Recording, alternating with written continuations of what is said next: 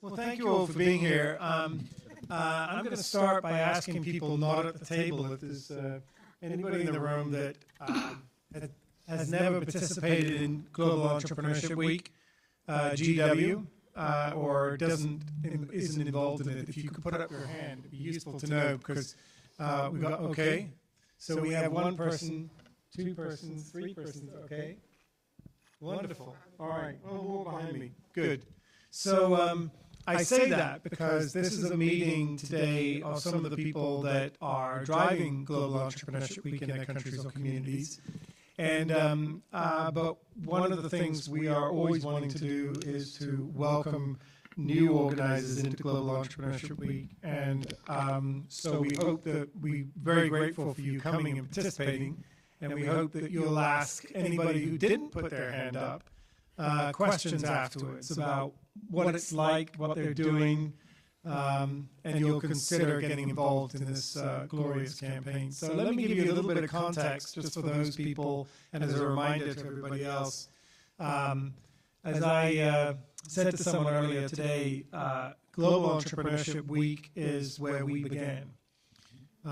We started with this idea that Silicon Valley, as Americans, Silicon Valley should not have a monopoly on entrepreneurship. And so why was it that people who wanted to do entrepreneurship kept coming to the United States and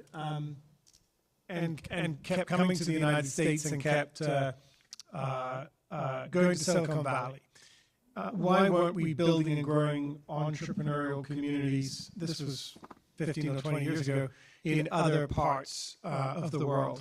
And so we embarked upon Global Entrepreneurship Week as a way to introduce entrepreneurship and the confidence to do it to more parts of the world that currently were not really enjoying what we felt was about figuring out new ways of doing things, forming new companies, not just about what their politicians would say, which was, oh, we've got to support small business is the engine of economic growth, and we always know that was there. But we wanted to focus on what does it take to get a culture like we had in the United States embedded into all nations in the world. So that's what it started with. It was a campaign. It still is a campaign. But it's one that really has become a wonderful collection of communities. Let me begin by emphasizing the most important thing about Global Entrepreneurship Week. And I'm not going to make you stand up, those of you around the table, but the image that I always like to convey to people is I'd like you to stand up so you can just picture yourself doing this. I want you to not face each other. I want you to face outside of this round table. You are all on a team. And your job is to look out into your communities and cities and find people who have no idea about the wonderful world of entrepreneurship. They think maybe it's just all about big companies, marketing, sales, profits. They don't understand that actually it's about finding new ways of doing things, improving the lives of your community and fellow citizens, building out a path for yourself, solving problems, all the things you've heard us talk about on big stages, the reasons why we do entrepreneurship. And so the main thing that I always like to emphasize about Global Entrepreneurship Week is that it's not designed, not targeted to those of us who are already converted to the value of entrepreneurship to our societies. It's designed for those of us who believe in it to come together, to form a committee that's going to celebrate it in our communities, and to try to go out and get other interested citizens of our communities from all backgrounds to come and gently kick the tires, join an event, find something going on that allows them to say, hey, maybe just I might at some point in my life want to do this. And I like to really emphasize that because sometimes people talk to me about Global Entrepreneurship Week and say, oh yeah, it's where we all get together. Those of us in the ecosystem, and we have a great time, and we bring together all of our ecosystem organizations. Getting together is great, but it should be getting together with a mission to reach the rest of the community. So I get thrilled when I hear about people. We have at least one story of someone that showed up and said, yeah, I never didn't fit my value system, the idea of becoming an entrepreneur. I felt like those are the business people who pollute the planet and exploit the poor, as far as I'm concerned. I'm not going to do that stuff, but then realized it was actually a creative social exercise of forming teams, testing ideas, iterating, etc., and doing things for other people. And that one example went on to sell a company to Google. So, I think it's rewarding for us all if we can help even just one person in our community. I often say, especially with young people, our mission is to light some candles in the hearts and minds of fellow citizens and say, this is really a profound calling. It's not just about creating a profitable company. So, with that as an opening, I want to just begin and just say thank you for all of those that endeavor to do this. We wanted to just talk today in a sharing way around some of the things that are working, and if you wish to share them, some of the things that are not working in terms of what you're doing to build a great campaign in your community. Some of you run Global Entrepreneurship Week nationally. Some of you are running it locally. So some of you are just got a much smaller geographic jurisdiction. But I'm going to direct you to the screen where I'm just going to remind you, I don't have to give you a briefing on what Global Entrepreneurship Week is, but I do want to remind you about some of the things we think are critical to a successful campaign. So if you're running Global Entrepreneurship Week, what is it that you are supposed to be doing? Well, a great campaign looks like this. So paint me a picture of a great campaign. It reaches and engages all parts of the country. It's got larger number of events so that people can show up and learn about what entrepreneurs do, run by a large number of partners. It's not you putting together one event, okay? It's not, I'm doing GW, I've got an event on Friday. It's you organizing other people to do events. Have a select number of high-profile events, so something which gets some attention for entrepreneurship and the wonderful people in your community who are embarking on this effort. Ideally, in that attention, you've got some big brands, either people or individuals. And finally, that it's done in a way that allows you to collaborate with other people. We sometimes say internally here, other people working under the compass, people who are running another Gen program. Pretty here is you'll meet her in one of her startup huddle sessions. So, for example, she's got a program and she's got local organizers in your countries that are doing the startup huddle program. If Matt and Tom were here, you'd find that we've got relationships with some of the government and policymakers and researchers in your country. So there are other people that are working with Gen, and we want to make sure that when you do campaign, that you take advantage of all of the people that we've spent time, shall I say, engaging with about entrepreneurship in different levels. So some of the other factors, we like individual organizations that host Global Entrepreneurship Week tend to be institutions rather than an individual. And the reason for that is because things happen to us as individuals. And we need to have sustainability of a campaign that grows over a period of time. And sometimes that means if people change jobs or things can happen personally, or we try to look for that sort of institutional support. Sometimes the organizations that drive Global Entrepreneurship Week are government. For example, in Germany, they've supported GW for 13 or 14 years. They funded it at the level of $1 million a year or more. And it's been funded by the Ministry of the Economy all those years. Other places, it's put together by a collection of universities, sometimes trading the role of leading on the campaign each year and sort of keeping each other competitive with each other. Especially universities who compete, they try to say, well, you know what, Stanford did this last year. We're going to one-up them next year and have it even bigger this, that, and the other. So certainly, and then sometimes it's obviously entrepreneurial support organizations.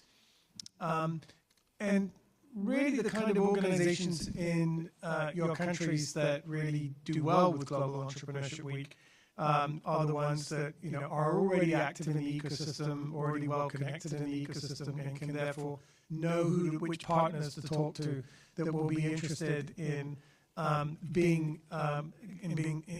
catalyzing and working together in hosting activities for the public at large. And obviously, it's organizations that tend to have some access to some kind of fundings or internal resources that allow you to keep it sustainable over a period of time. These are some examples of some of those. In some countries, we have active JA chapters. Endeavor, an organization well known in this part of the world, leads Entrepreneurship Week in some countries.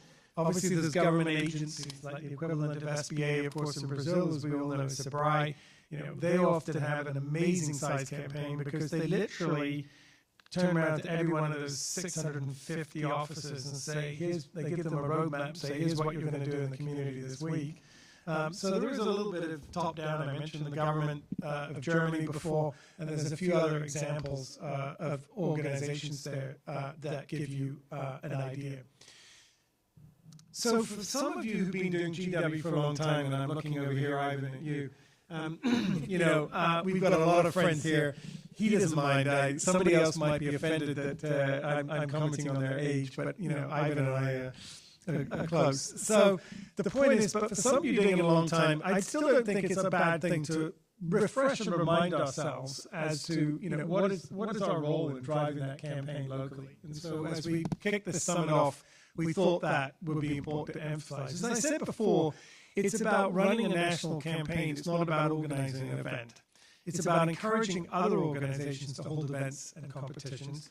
And it's about broadly getting as many people as possible and as many organizations to join you in co-hosting the campaign to the public at large.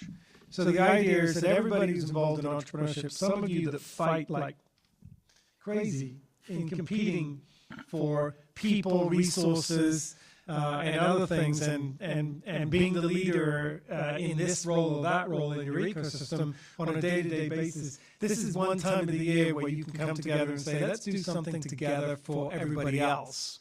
And the benefit and the incentive and motivation for them to do it is that what you're ultimately doing is that if you run, and I'm looking at people, Stephen, you run entrepreneurship education programs with the universities, for example.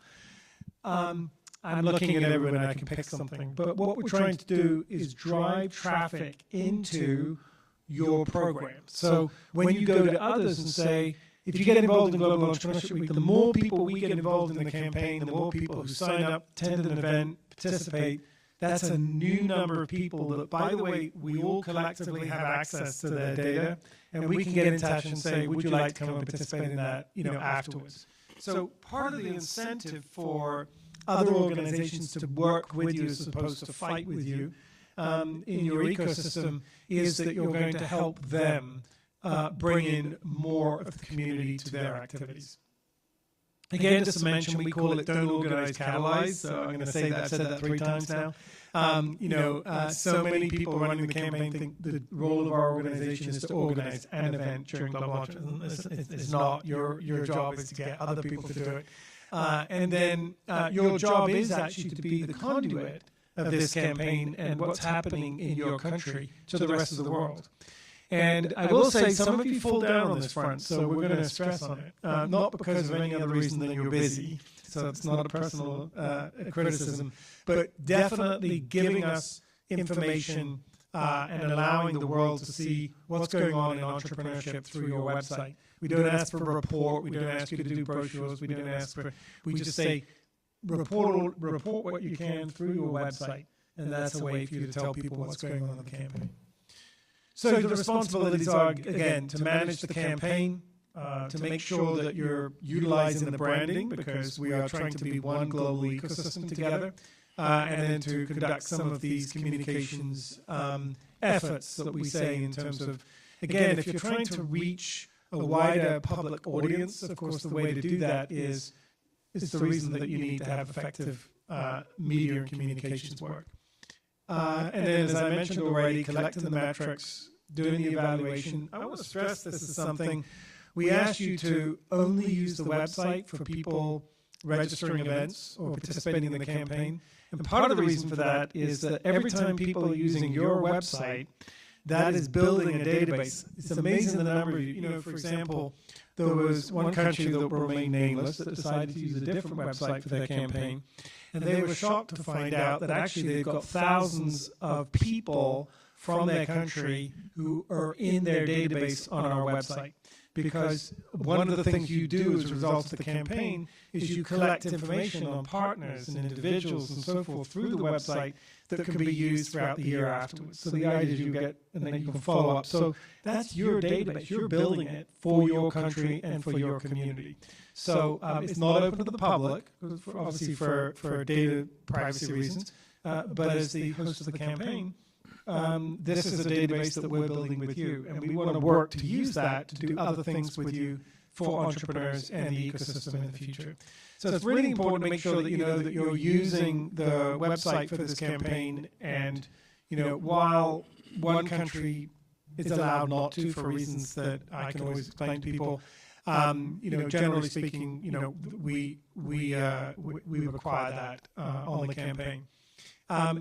And by the way, long term it's in your interest. Sometimes short term it's not, because a lot of people say, "Oh, I'd much rather use my little WordPress site that I'm familiar with using." And yes, that short term going to be a lot easier, but long term, getting to know the Gen platform, working with our customer service team, if you don't know it, or having students or volunteers or people that you want to have do the website for you, is extraordinarily important.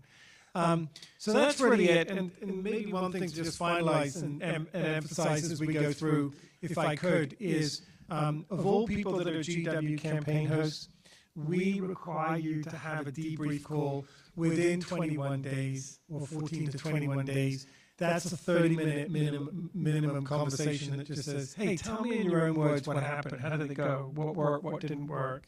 Did we capture stuff? Where can we get more information?" And we also ask you to complete a survey. We haven't emphasized that enough, so we sort of started sending that message. And I know that Gary and Cecilia want to make sure that any of you doing campaigns, that you've actually scheduled that meeting months in advance with them. So you know that on November 23rd, or whatever the date is, you're going to spend 30 minutes with us, and we're just going to pick your brains. We're just going to interview. How did it go? What happened? So, Sean, you're going to do that with us? Can we do that? All right, fantastic. All right. So that's really the highlights. And then I'm going to wrap up with just this, which is a listing, because I want to go through and ask some of you to comment on how you do some of this, because you really need to learn from each other. When we first began GW, we had the GC, and we would hold a GW event, and we would put you in a room for 8 hours because no one was doing campaigns. And so we felt like, well, we've got to start somewhere. So we would actually tell you how we think you should run the campaign. Well, we don't want to be doing that. Of course, we want you to learn from each other. We want you to tell us the best way to run a campaign.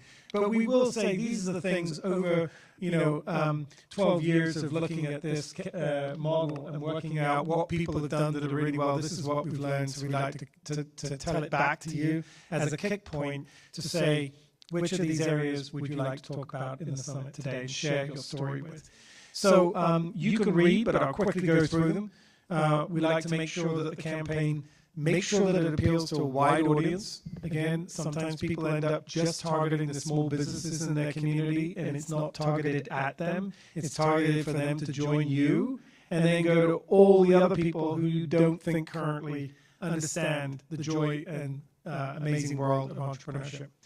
The second factor, they taught us this in Turkey. I love this. Always have a planning committee and put it together within the first quarter or half of the year. I used to go to the one in Turkey, and I went to the planning committee. It was so exciting because they would tell me, you know what, for the rest of the year, we fight. Like with 4 universities at the table. And they said, yeah, we can always come to the planning committee, we plan for GW, but we compete like heck in every element of the ecosystem when we're not doing this campaign together.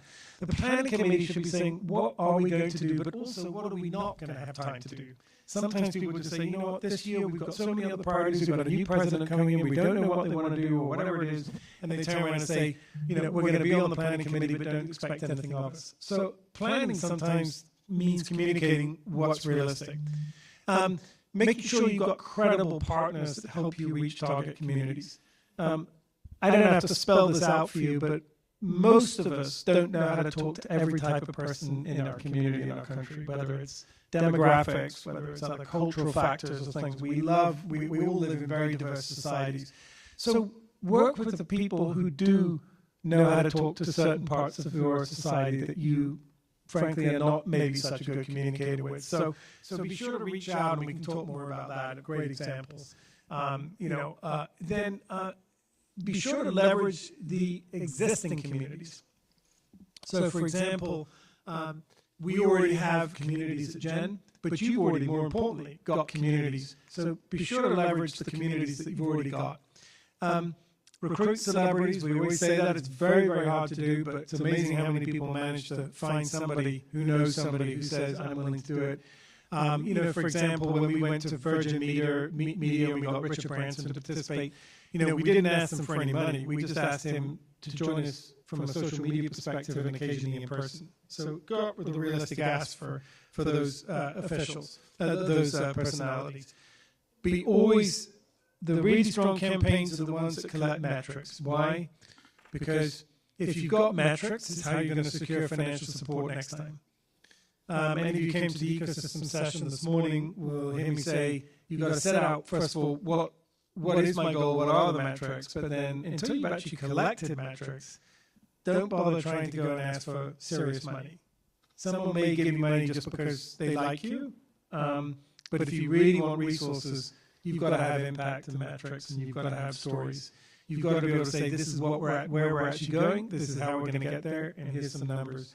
So if you aren't collecting metrics in your campaigns, it makes your long-term goal much harder. Of course, we're going to have a session on storytelling, but storytelling is naturally magical and essential to any kind of campaign. And then finally, your mission should be, of course, to scale your social media footprint. Something that some of you have communities of generations of people that are very comfortable with figuring out how to make this work. I don't use TikTok, but of course my kids do. But more importantly, some of the organizations we work with are very, very effective at utilizing social media channels for scaling the campaign.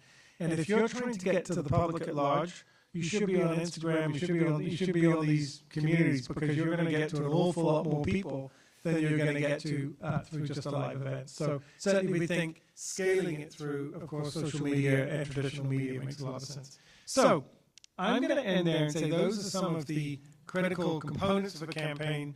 That's a little bit of a history of GW, why we do it, what we're trying to accomplish, what are some of the things we think are important characteristics of organizations we think that have been able to make it successful.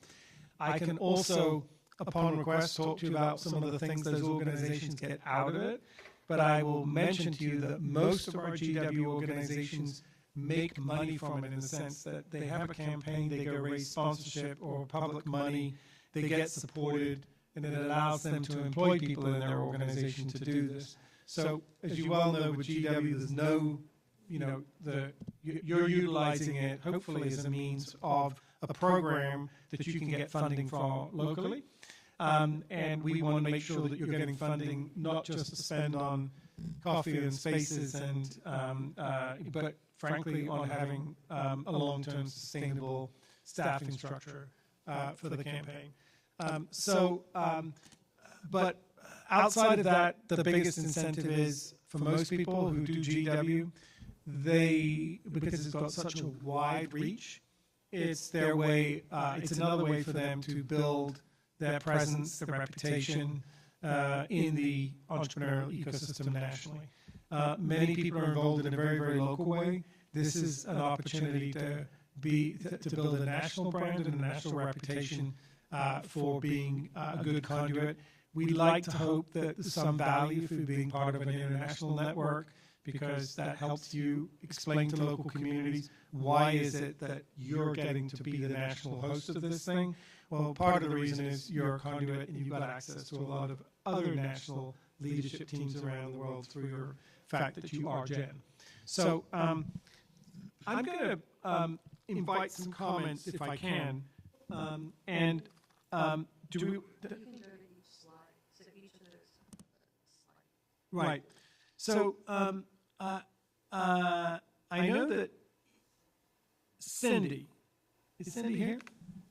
Hi. Hi. Okay. So on this first slide here, I've got something called Enduring Your Campaign Appeals to a Wide Audience. Okay. So do you want to talk a little bit about El Salvador and what you've been doing? Sí, like that. It's going to translate. Okay. Bueno, tenemos 14 años ya. Me toqué. Me ayuda. I'm going to try. Tenemos 14 años ya organizando la Semana del Trabajo. There's already 14 years organizing GW in Salvador. Mantenemos cerca de 25 organizaciones en los últimos 5 años.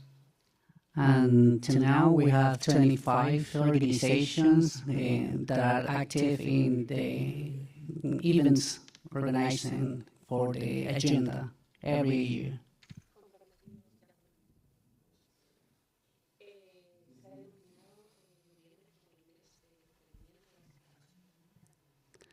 Thank you to GW in Salvador. November is considering the entrepreneurship month every year, so there is a commitment to all of the government and other actors to do GW every year, and helping the campaign that is always released from GEN.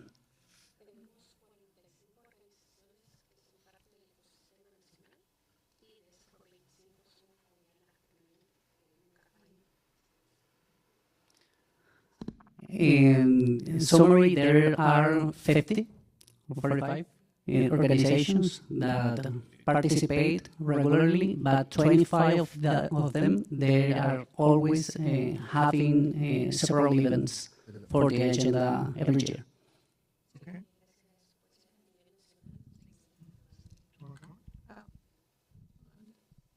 And GEN and GW is completely used fully as a brand that is now established in the country for the last 14 years. So let me comment that, when Cindy and her team respond to the surveys, one of the things that we notice consistently is that they connect across the country.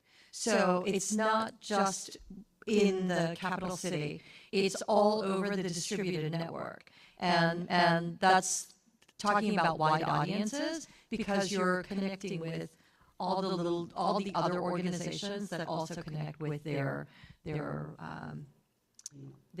audiences as well.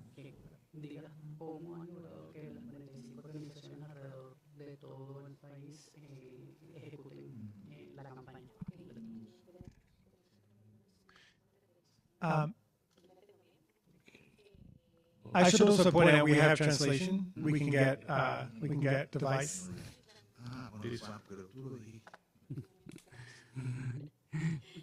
In the meantime, they have 3 meetings 6 months before the release of the campaign annually, and that makes a commitment for all the organizations to get through the events and the alignment to the 45 organizations around the country, not only in the capital.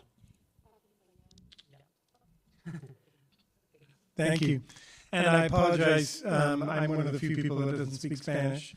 But we do have translation facilities, so hopefully anybody that wants to take advantage of those, you can just ask for a set in the back.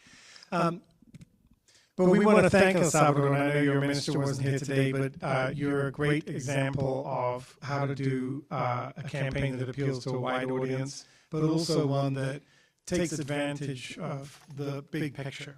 So we appreciate that, and I want to encourage those of you who have not spoken to Carmen to talk about how they do that. To Cindy, sorry, and to stress that there is lots to learn from you about how to do that. One of the most important things they've done, though, is that they've got leadership from their minister. So your minister was with us in the GC in Melbourne. Couldn't be here today, but it's a good example of what happens when you're able to get the leadership of the national government. So.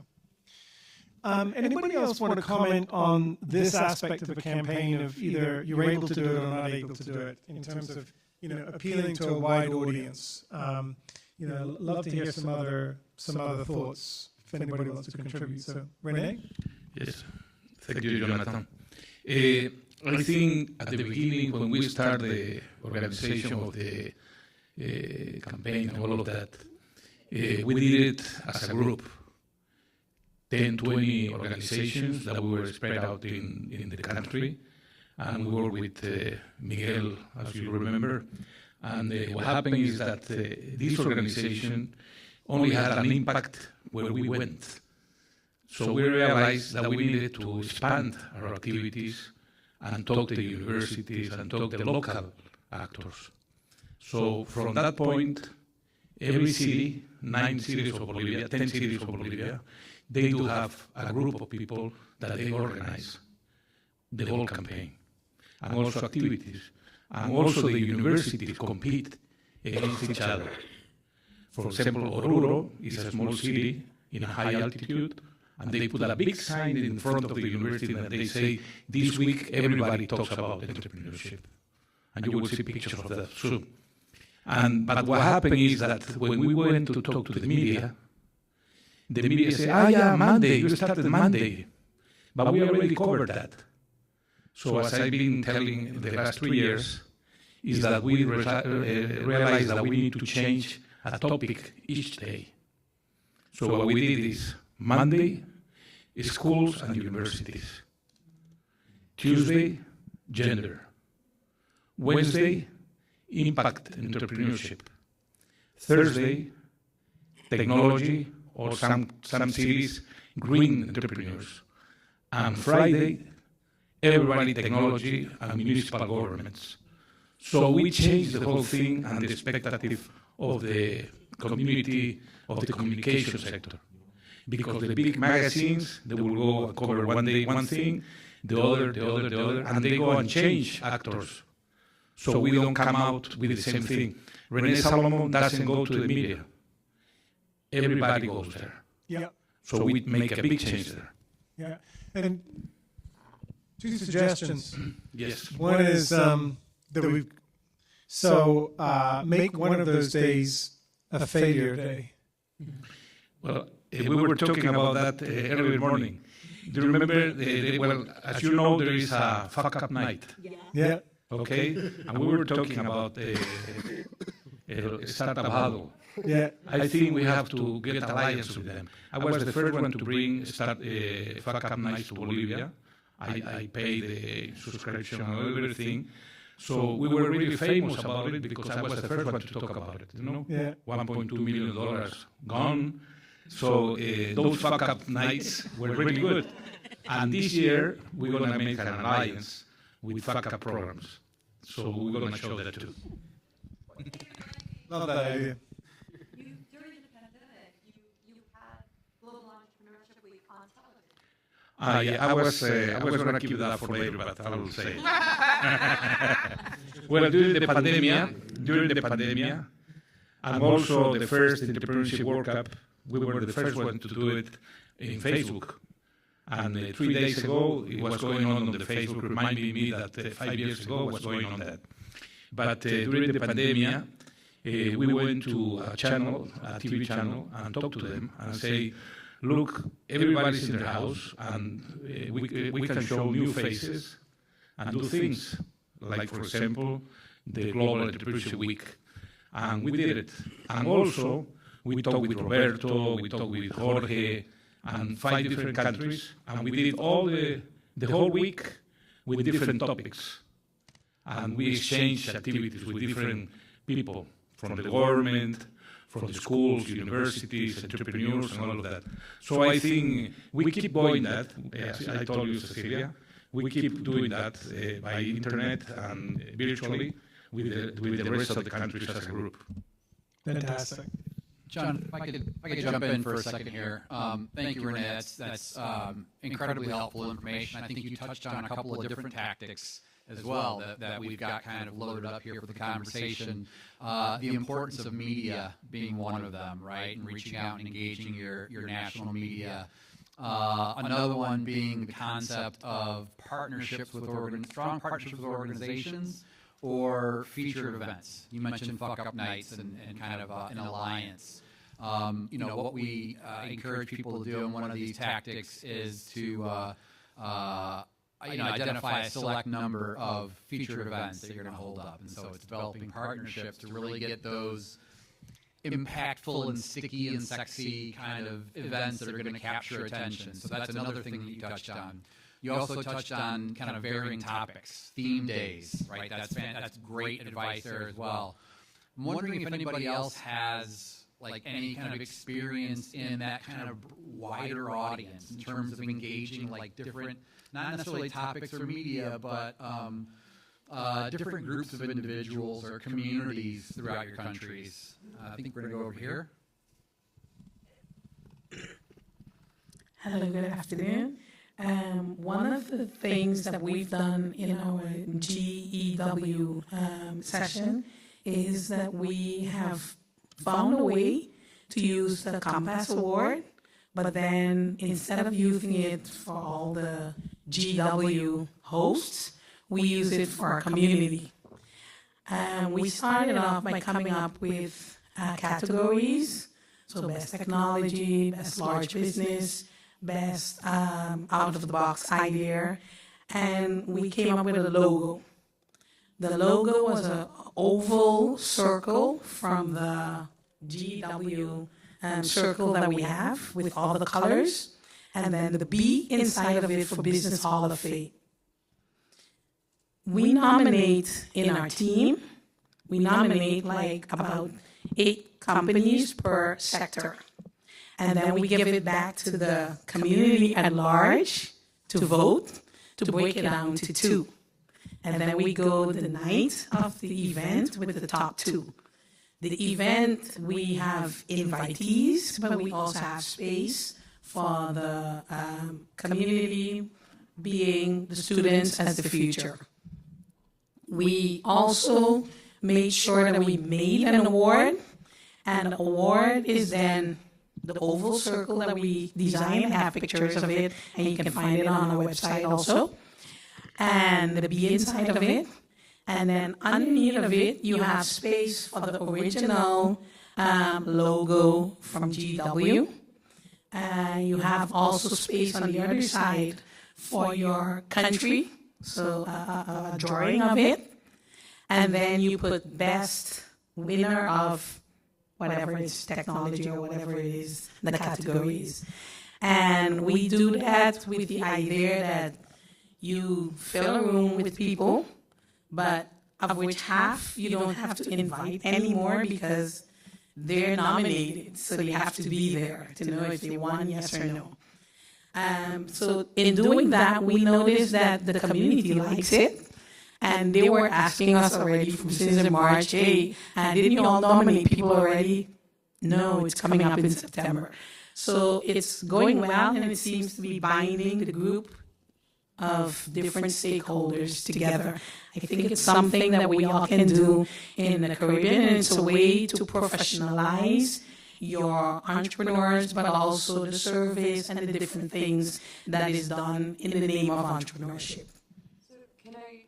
Share a little background about Amelia so that people understand when she talks about having different countries. So Amelia lives in Bonaire, and she and Alginia, who lives in Curacao, they support what was once considered the Dutch Caribbean. So nations like Saba and Saint Martin that don't necessarily have support, they've been supporting in helping them to stand up Global Entrepreneurship Week campaigns. So the mentorship has been really helpful. Yes, that is true. That is also something that we've done and still doing. Great. So awards, and I think there's some other people that have used awards as a good way to do it. A good collective event. So anybody else? Does media awards. talk about how to get media. Yeah, one minute before Stephen switches over. If there's anybody interested in it, it is written. So if you want to do it, I think it's something nice for the Caribbean because you get a foothold in business and in your community. So you get well known in your community. So if you're interested, I have it written and it's in English. And we're going over to like a teenpreneur, teen choice award thing also, which has to be set up. So just for you to know. If you could share that with Cecilia and Gary and I, that would be fantastic. We'll make sure. Perfect. Coming up. So 2 things I'll share. What we did. Stephen, do you want to introduce yourself? We all know who you are. But I'm Stephen Disco from Ghana. I lead Gen in Ghana. So we've tried our best to track the impact that GW has made on the entrepreneurs in our country, especially those that emerged out of Global Entrepreneurship Week. And we did a small, like not a documentary, but a write-up to call like GW Ghana Made Entrepreneurs. So we picked up the entrepreneurs that came out of GW that had global traction, like going to Silicon Valley, and most of the times there's some few entrepreneurs that came out of GW who are doing very well in Ghana. I would say roughly about 50% of thriving early-stage startups right now in Ghana are people that came through activities of GW in Ghana. All right, so that gave a big conversation in the country. So, the media will call you, how did this happen? So you leverage on that. And to be honest with you, I always leverage the global reputation that we have and the global access network that we have to be the trump card to get stuff for us to do, and it's always worked. So out of that, we saw that, okay, the media have got a way of doing things and the kind of stories that they want to cover. So we decided to create a program that will be of something of relevance to them. So we came out with an initiative called the Ghana Business Journalism Awards. So the question is that how do we recognize journalists who are talking about entrepreneurship in different aspects of business? So we have like best reporter in financial services, best reporter in agribusiness, and all this stuff. So as long as the awards is around them, anything you put out, they'll write stuff because they want to be known. They want their station to be known, like they have a business or TV talk show on business. They want it to be known, to be nominated for that. So you don't need to do much work. And you see, they'll give you free airtime because they'll be promoting themselves around your award scheme. So for us, this is something we announced that and this year, we're going to do that.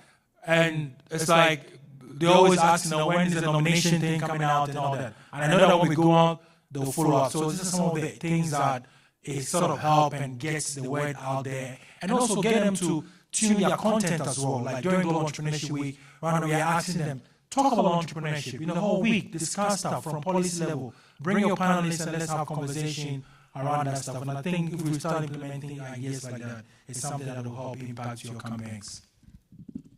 Is that that kind of journalism awards? Is that kind of one of the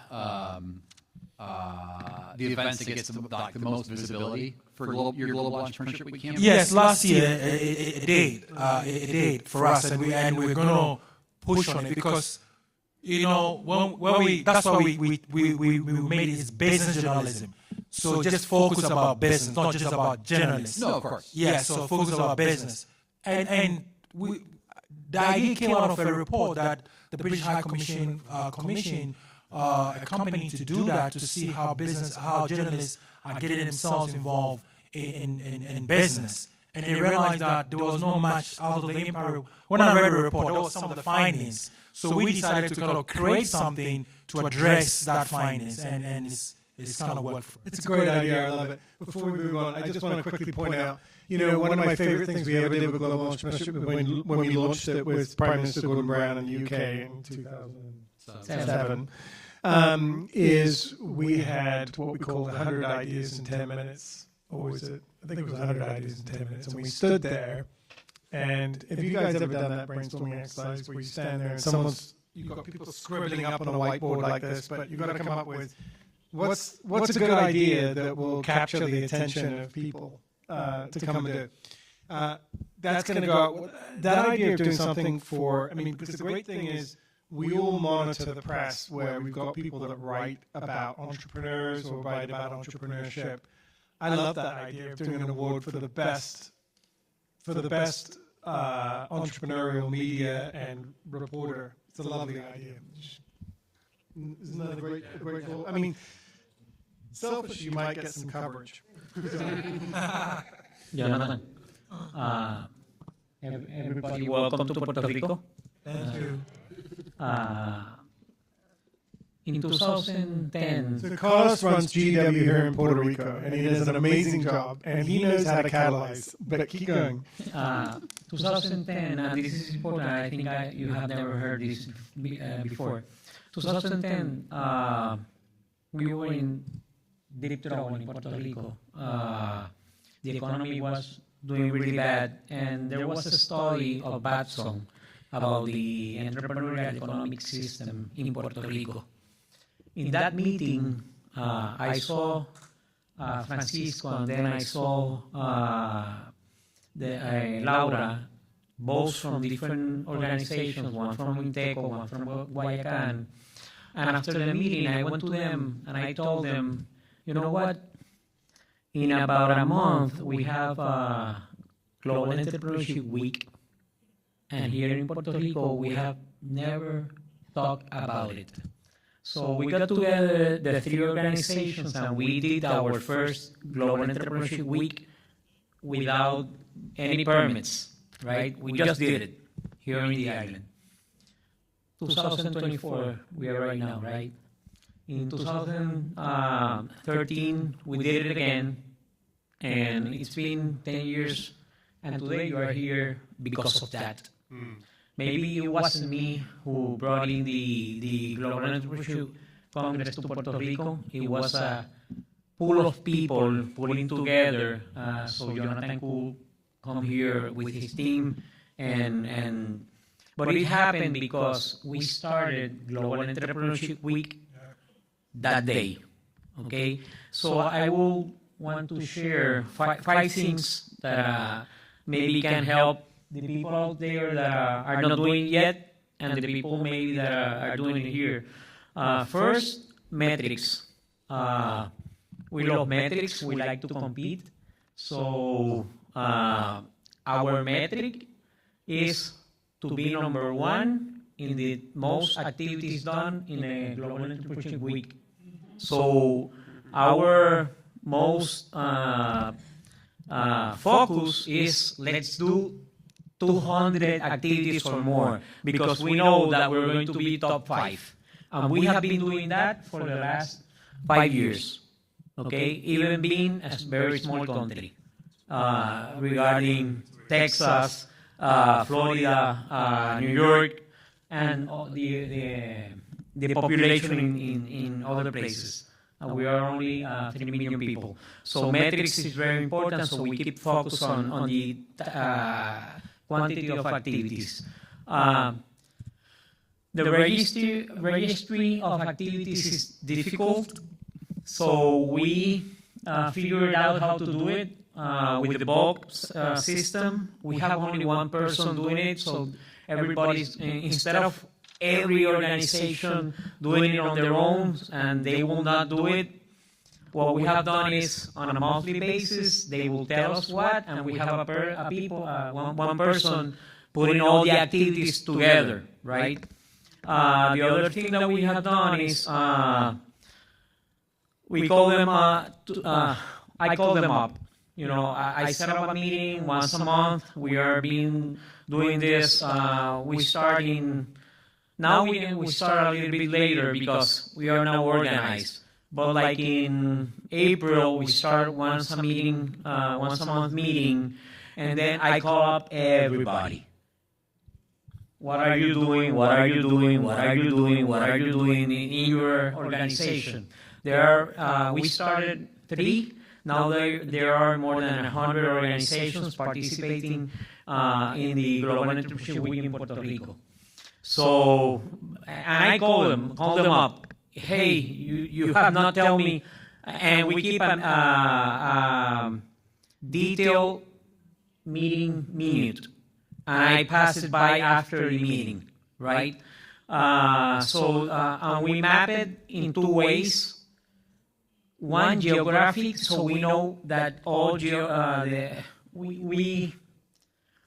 island is 100 by 35 miles, but we have about 78 municipalities. So we hope that in each one of the 78 municipalities there is at least one activity. If we have two, then we are in the top 5. So actually that's what we try to do. If we have 3, better. In each municipality, so we map it geographically, but also we map it like our friends here, Bolivia, by class, by group, or if it's LGBT, or it's tech, or it's whatever. So yeah, so we map it in both ways. So if there is a group that is missing, we will know, and we'll call up somebody who will fit in that area. And the other thing is consistency. You have to do the meetings. If you don't do the meetings on a monthly basis, it will not be done.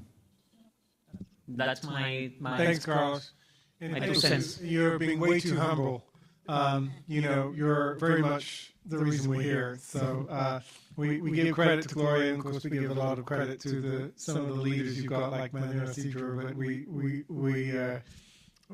you're near and dear to our hearts, so thank you for being our host this week.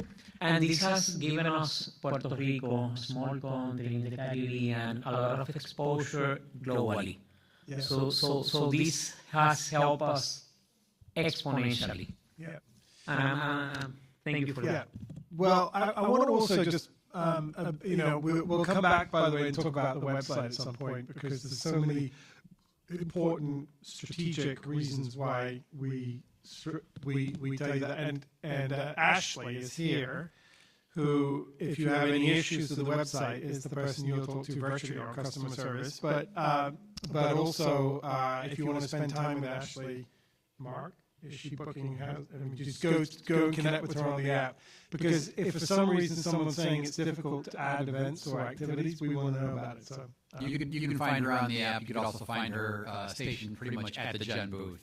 But I will say that the solution that you mentioned in terms of kind of one person entering it, whether it's manually or whether it's through kind of a bulk upload tool, I think a lot of campaigns have kind of picked up. But I know San Juan in particular, but Puerto Rico generally is always at the top of the list in terms of the most active communities in terms of events on the website. So thank you for that. And for all of you, whether you are a GEW host, a national host, a USA entity, or an organization that just wants to host events, so here's a not-so-secret secret, is the world is looking at the website during the week of Global Entrepreneurship Week.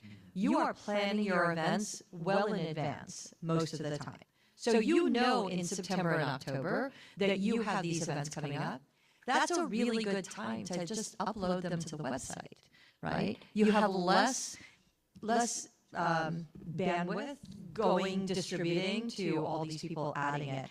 And then if you know that something is happening, let us know so that we can schedule the awareness of global highlights and things like that. So the more information that we have before the week, the week of Global Entrepreneurship Week, we are all online, looking, helping people upload. But if in late October, in early October, you know what, we've got this event coming up, write us a little something, send it over to us so that we can share, or we can get that ready to be able to share before the flood of information comes in. And I want to go a step further, because it's sort of strategic. I mentioned this in the context of the database that's behind your campaign. It always puzzles me when you say that people don't want to register their own event. And part of the reason is we've done a very bad job of communicating what they get for doing that. So if you register an event and you sign up on the platform, you're joining the Gen community, which of course is free, but you're becoming part of that community that we're going to engage with for the rest of the year. we're going to look for every which way we can to help you, to support you along the way. So the hope is that they have an interest in being part of an international community, and all they have to do is sign up for their event. And by doing that, they're joining you know, the people in Puerto Rico that obviously are connecting to that community. Now, so I just bring that up as something, you know, it's not just about, oh, you do this for us because we want to know what events you're doing.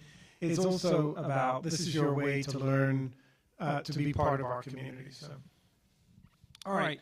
So I want to invite people, since we, you know, in the interest of time, we're gonna make sure these slides are available to you on the resources section of the app, so you'll be able to see these. But again, I just want to point out, you know, this is a really important area.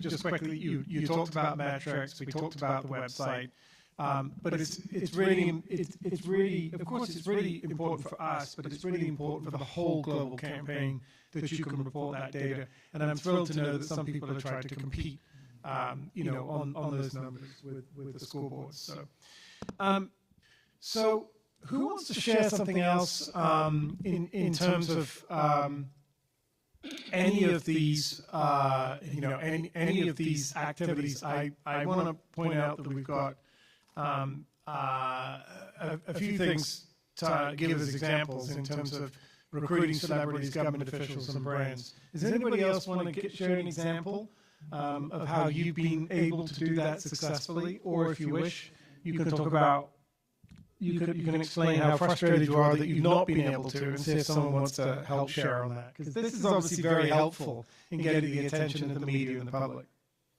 Go ahead. Okay, Jamila. Good afternoon. My name is Jamila Lodge. I'm representing Bermuda Economic Development Corporation. I think we've been participating, since 2008 in Global Entrepreneurship Week. And I'm going to raise you. I think we probably are one of the smallest countries. We have about 63,000 or so people. So first thing, I just want to caveat that in my country, our organization is the primary organization responsible for all things entrepreneurial. So initially when we started in 2008, it was like Global Entrepreneurship Week. What is even that? And if it's entrepreneurship related, you do it. So I know we encourage people to be catalyzers, but we had to be the catalyzer by showing the way. And one of the things that I can say that we can tell it's been successful is that people actually come to us now and be like, okay, it's GW coming up, what are we going to do? And we're very much like you in that it's the whole month of November because we're such a small country. So because we're so small, like when I go to the grocery store, I'm going to see the premier of our country, which is like the president of the United States, and he happens to be an entrepreneur. So getting his participation and recognizing Global Entrepreneurship Week has been great. He at one time was also our minister, right? So in Bermuda we have ministers. We currently follow in the Ministry of Economy and Labor. So with the premier being our minister, we were able to get him to proclaim November as Global Entrepreneurship Month. So we would do a formal proclamation, the whole nation got involved, we recorded, and it was kind of broadcast nationally. And I guess that's easy to do when you're a small country, right? But it definitely helped us to be able to gain support from private entities to be able to expand our outreach. Because we do have a budget aligned to Global Entrepreneurship Week within our organization, but we always want to do bigger and better things, so it's never enough money.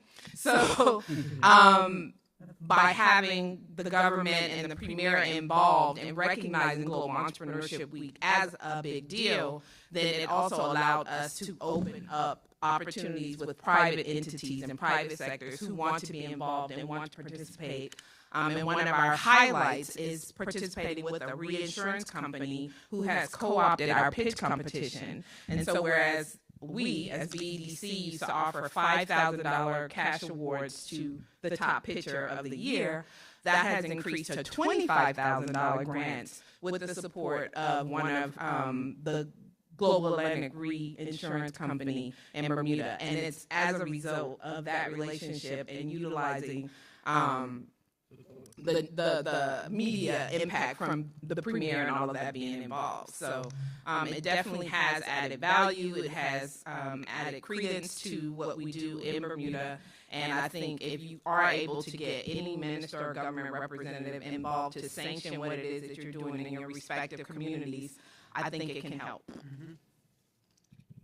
Anybody else got any experience of involving any other celebrities or government or brands? Okay. Sure. So what we've done in Jamaica is, well, Junior Achievement is the GEW host officially. So let me, for my friends across here. Right. And what we find is that getting young people engaged will expand. So November is also Youth Month in Jamaica. We haven't gotten the Ministry of Education on board yet, but we're working on it. But you can go to the schools directly and get them involved because they're always doing some kind of innovation, entrepreneurship type things. Students are trying to fund their way through schools or helping families, etc. Now, they use that day in a lot of cases like a demo day. So with all the entertainment and showcasing your skills, etc., it becomes a real activity for the institutions. So because we wanted to continue, we're starting at base, right? So we get the schools involved. We've gone up to like 54 activities across 12 or 14 parishes and over 8,500 participants. Now, I'll talk about this at another time, but I think we just scored a major event while here in Puerto Rico. So we'll hear about it again. So look for events that are happening. When I was with the National Training Agency, we introduced GEW. We got it on the log frame or the scorecard for the organization. So across 27 institutions, each manager has Global Entrepreneurship Week. They must do something. So if we can get buy-in like that across other areas, then it will become something history, something to keep. And when you look at one of our major organizations, which is the government business organization, Jamaica Business Development Corporation, they have a whole week of activities, including an award, thanks Amelia, for their entrepreneurs, and they showcase it at their industrial center. So like last year, they had somebody from Africa working at doing some other kind of art with metal and African fashion and all of that. Everything was showcased. So it gives them more business as well, invites people who would not have normally been to their event. So you have to show them value, and they have to buy in. So those are some of the things that we do. Another thing that we do too is that we have a partner in a media house, a radio station, and only because the person running that program is an entrepreneur himself and teaches entrepreneurship. So everything happens. So you use the opportunity to interview students in the schools during this week to find out what you're doing, and guess what? They're going to put it on social media. Hey, we were on the radio. Hey, we're talking. Listen to us. So you get the different level of engagement from the different groups, and this is how it will live on. We're still growing. We're still not at the top, but that's how we do. We make it happen. You'll be pleased to know I'm going to turn it over to Mark and Cecilia and Gary to drive the latter part of this conversation. But I want to offer one idea before I go. and that is, so the idea of media awards, good idea. So if anybody has a good idea, we'll trade you rather than making you buy this. If you promise that you're going to make it part of your GW campaign, we'll sponsor the cost of this thing, give it to you. So how many of you know about No Bad Ideas? Have you heard about it? We thought it was a good idea. They saw it and what is going on. Okay, fantastic. So what you need to do is, if you think you want to use this as a GW campaign activity, you'd have to go to the No Bad Idea session we're laying on for you to see how it works, because it's got instructions. But you want to make sure that you make it an activity during GW, and if you need to order extra cards or if you want to buy extras, they're the thing. So here's one idea for a GW activity. You can bring people together to test their ideas and to figure out. Again, we've got a video, we've got a variety of things that can show you how to do it. So who wants to, so what you have to do for it is that you have to, when I leave, you have to come up with you have to explain another good idea. Stephen, you already earned one because you just came up with a great idea of a media awards. I like this, especially if it's but you've all got great ideas. So no, seriously, if anybody wants to do this as a campaign, let us know. We'll be happy to give you one as a GW host to do that in your country. And we've got a handful of them here. And then Cheryl, great question for anybody who's interested. That session that Jonathan was just referring to is the Innovation Workshop, No Bad Ideas. It's going to be held on Wednesday in Workshop Room 3, which I think is just literally right next door or 2 doors down from this. But yeah, if you do want to take one of those, go and see how it works. Participate in that workshop. And you might turn around and say, I don't think this will work in my community, which is fine. But I really want to, we'd be really interested in getting your feedback. Because, we're looking at lots of ways to engage people who are pre-start, people who've not started a company. They're just, again, it's the general public I'm interested in learning about. And this is a fun game way for us to get people involved who don't know anything about entrepreneurship. And to teach them actually that entrepreneurship is about ideas. It's not about spreadsheets and marketing. So, awesome. Thank you, Jonathan. I was going to say, connecting the dots to one of the tactics that we had put up on the screen earlier in terms of kind of that select number of feature events. This is something that you'll see that we'll be pushing a lot globally during Global Entrepreneurship Week this year. And so if you do decide to take a deck or you're kind of promoting it to your partners in your countries and communities, they're organizing kind of game nights or sessions during GW. That's something that we want to learn about from the global level so we can tell a global story and maybe attract a little bit of media that way, attract a little bit of attention for what you're doing on the ground. So definitely let us know if you're interested in that. Learn more at that session and keep your eyes peeled for November. And if I'm not mistaken, it's in Spanish and English. So thank you all. I'm going to be leaving, but just to say, we'll see you all in the session today. thank you. Thanks. Sean, you had your hand up earlier. Oh, yeah. Just do me a favor and just let everybody know who you are, where you're from. Okay, thanks, everyone. My name is Sean Richards. I'm from Canada, the ambassador for Global Entrepreneurship Day.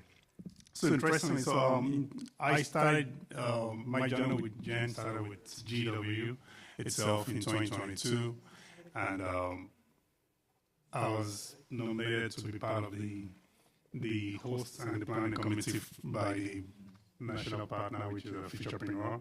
And I think, there's an agreement that's, that. So the very first year, what I did was to, maybe this might be my good idea to bring in the city council, the university community, some entrepreneurs, and then also one of the key incubators as well in the city of St. John. And we have one of the representatives here, Connection Work. So we had, each person from the ecosystem just present. And then I just played the role, the role of organizing our events. And it was pretty much, successful. Everybody keeps talking about that till today in the city. And the following year, we just kind of amplify that a little bit. Instead of one city, we spread across to 4 cities across Atlantic Canada, St. John, Moncton, Fredericton, and Halifax. And each of them had various things that we did. But I would like to mention one of the things that stood out for us last year was we did the proclamation. We met the mayor of the city. She was pretty much very excited. That was the first time we had that proclamation in city of Fredericton, and then officially, declared the Global Entrepreneurship Week. And going forward, she has made the commitment that will be something that will be done every year. And I hope to amplify that further this year by, spreading across other cities in Canada. Another thing that I was also something I watch a lot is partnership with the Chamber of Commerce.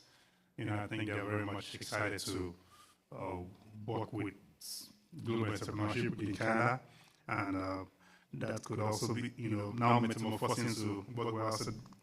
One of the things I did last, in 2 years, was to bring the the member of parliament, MP, spoke about entrepreneurship, which is very good.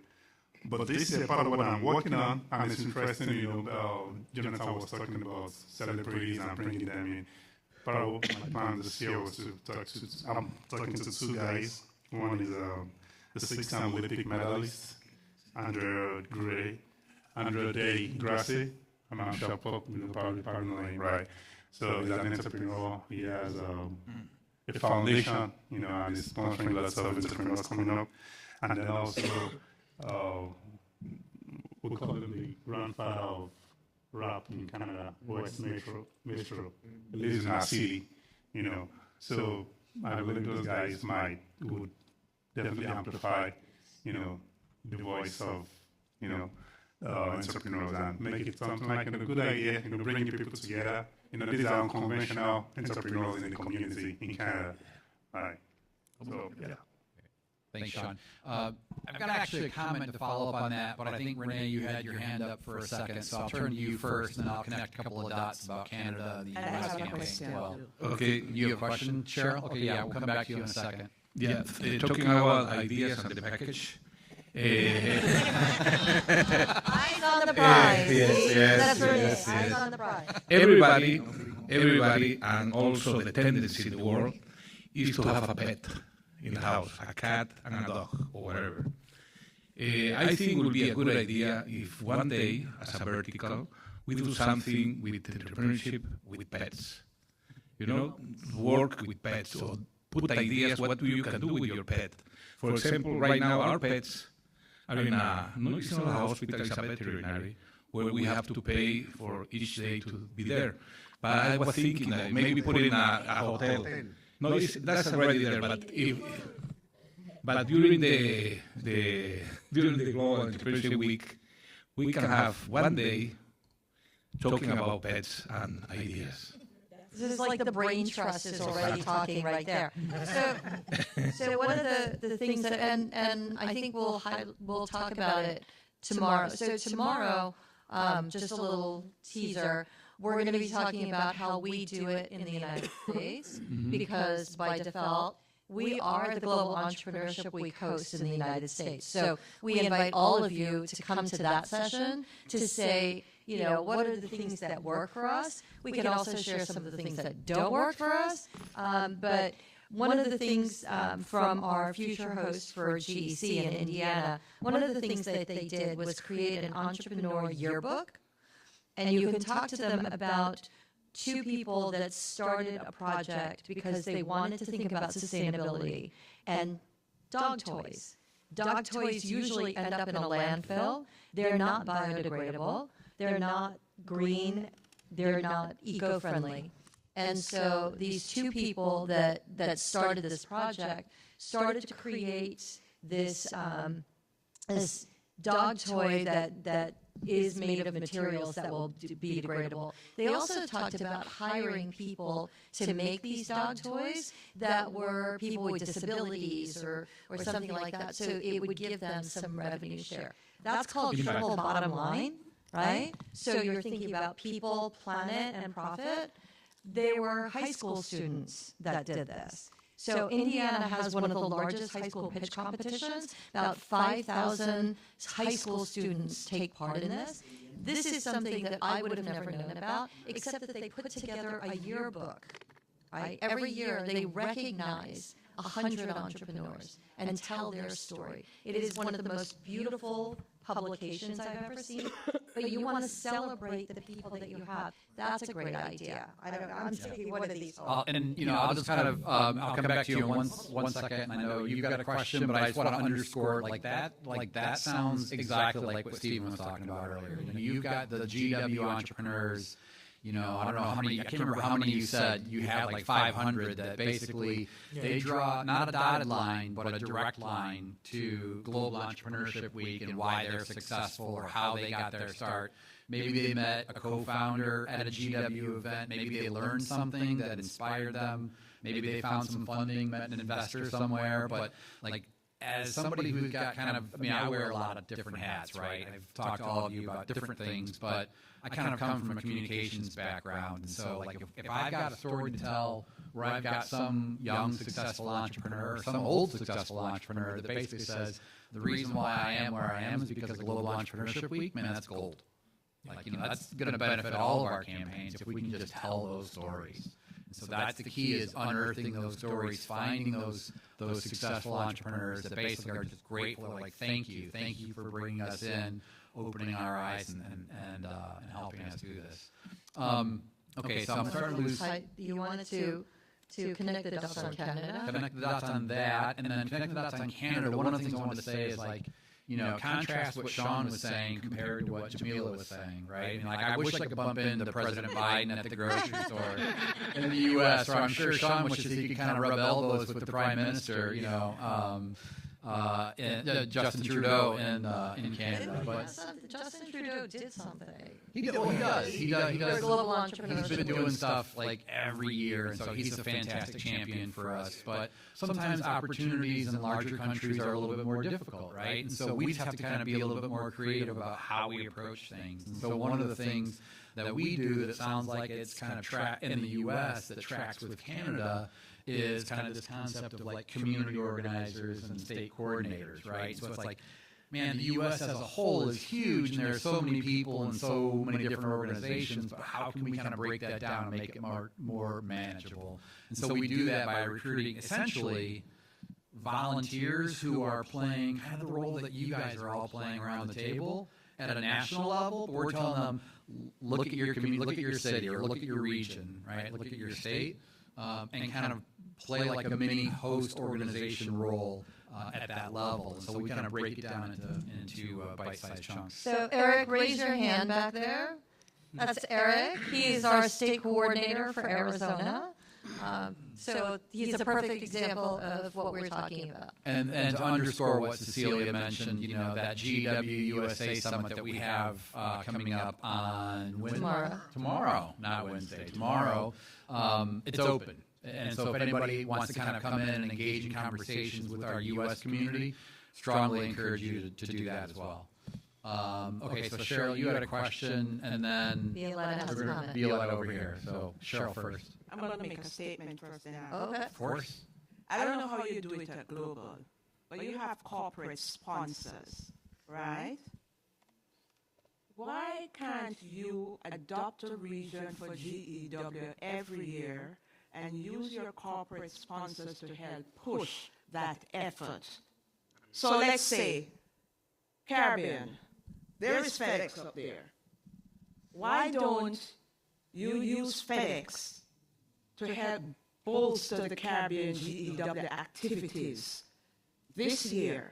Then next year you probably look at over at Indonesia and all those places. You probably look at Panama and Latin America. It's You voluntary. probably look at, it lends a flavor. People want to see international brands that they know. It's not enough for us to be the mouth on the ground.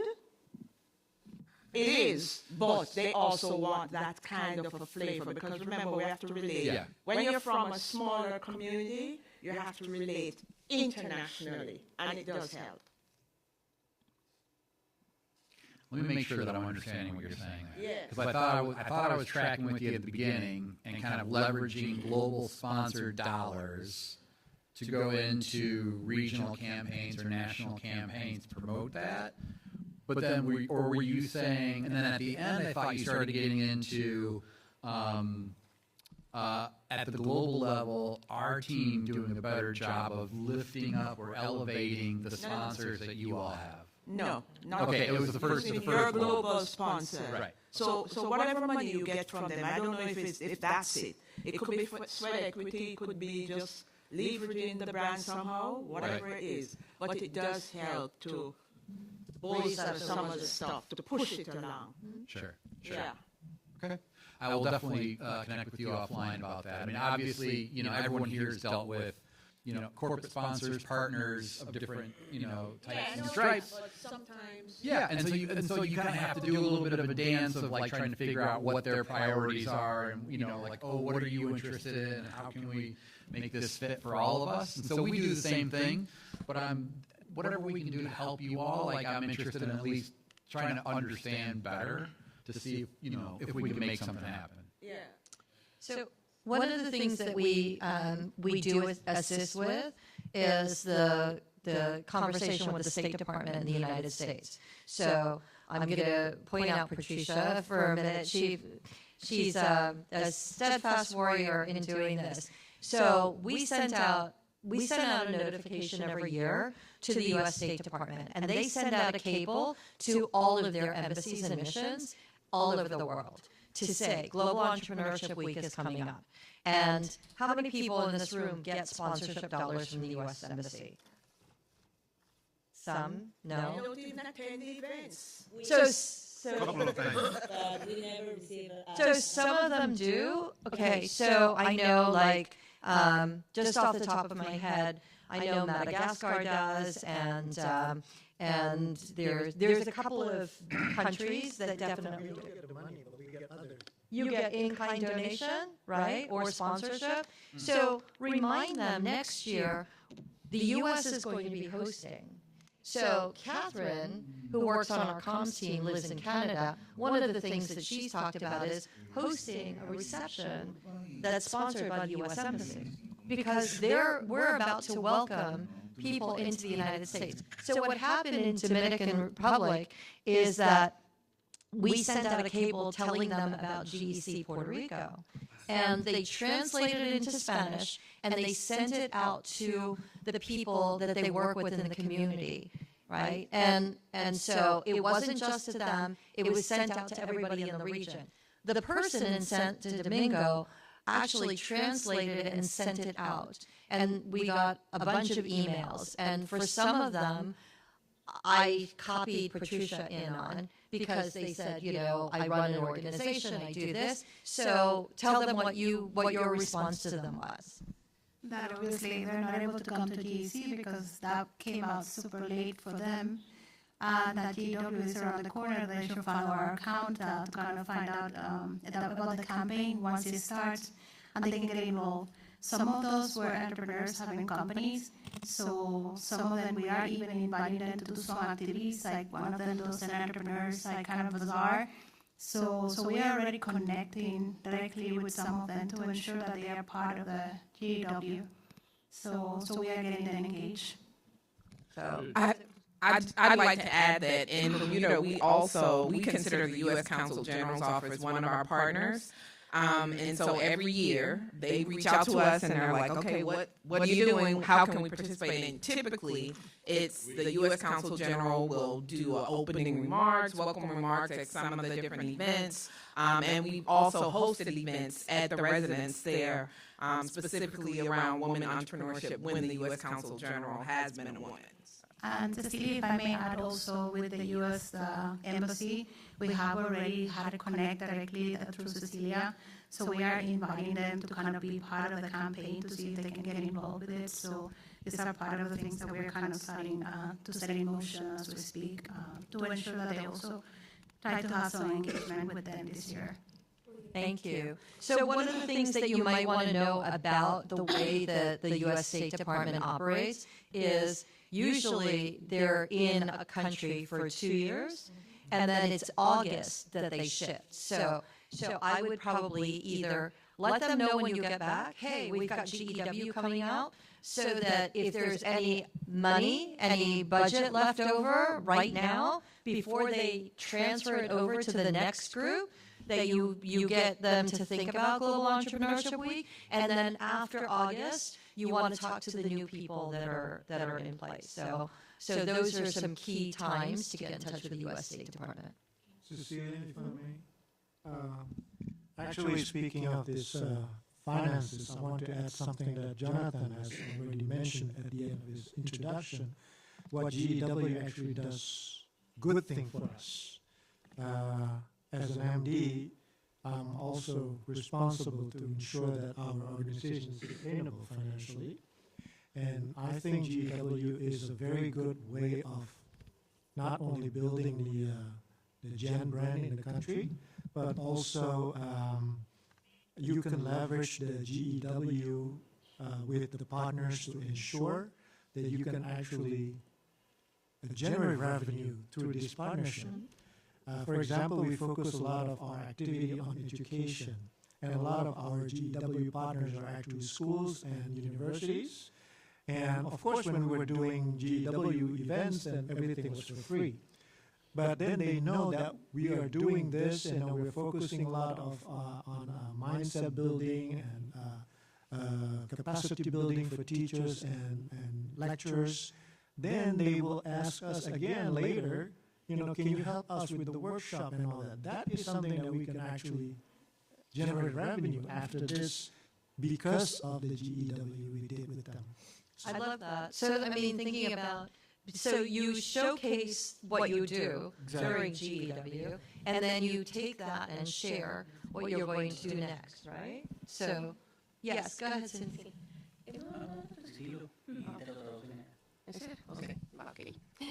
Bueno, dicen que me lo van a traducir. Cuando la GED nació, ¿verdad? Comenzó el foco con los jóvenes. Y eso es lo que nos ha ayudado a nosotros mucho a mantener un número importante de participantes, porque las instituciones de educación superior, principalmente universidades, toman la Semana Global como el cierre de concursos, el cierre de ferias, el cierre de ciclos, donde han motivado emprendedores y hacen premiaciones, concursos de planes de negocio, concursos pues, de innovación en productos o servicios, y eso cautiva pues toda la parte de población estudiantil. Nosotros aprovechamos esas actividades para patrocinar, digamos, roll-ups, banners, camisetas,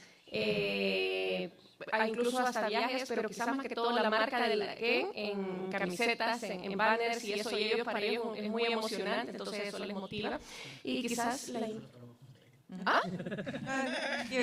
There's so much information to translate, but for the first 13 years, the focus of GEW was young people. And that was interesting in Salvador because they used to, in November, they used to close all of the students' programs around entrepreneurship, and that's why they get the way to GEW get established as a brand in T-shirts, in other stuff, things that they get into all of the schools, and this was the beginning of the GEW. In the time till now, there's going the agenda for another kind of campaign. So there's a transversality, but there's no exactly as the beginning. That is was just for young people. So it could be something that we can establish now to get all around the world GEW events more fully of people. So So if can I tell? Okay. I'll jump in. For some of you may know this. For the others of you, this may be news. So we come up with a theme, right? Last year's theme was Entrepreneurs Thrive Here, which was really good with politicians because they just always wanted to say, this is what we're doing entrepreneurship. So some of you may, how many people know what the theme is this year? Okay, all right. So this inner circle knows. Now, I don't know if we've got all the collateral, so don't everybody tweet it all at once. But the theme this year is entrepreneurship is for everyone. Okay, and so talking about what it looks like in your country. So in the beginning, yes, it's very youth focused. We have a lot of junior achievement people that got involved in global entrepreneurship.